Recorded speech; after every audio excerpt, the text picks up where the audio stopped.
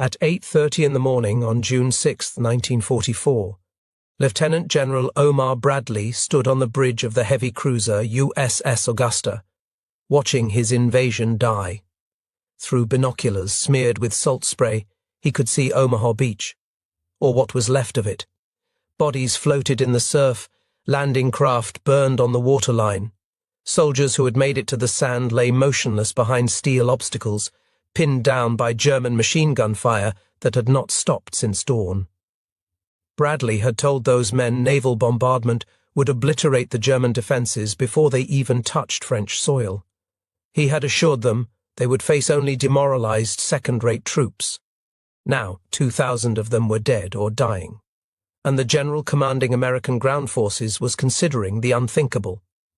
Evacuation, pull the survivors off Omaha, redirect the follow-up waves to Utah Beach or to the British sector at Gold. Admit that the American assault had failed before it properly began.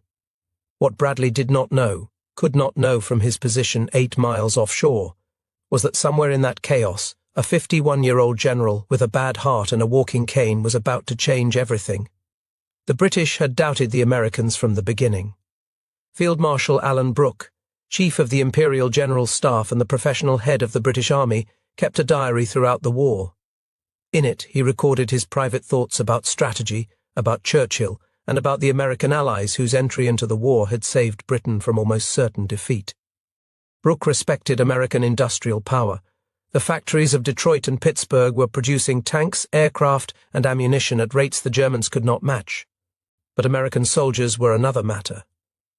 In Brooke's view, they lacked the combat experience that 2 years of fighting in North Africa, Sicily, and Italy had given British troops.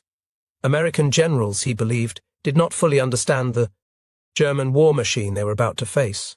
This skepticism was not personal malice, it was institutional memory. The British had watched the French army collapse in 6 weeks during 1940.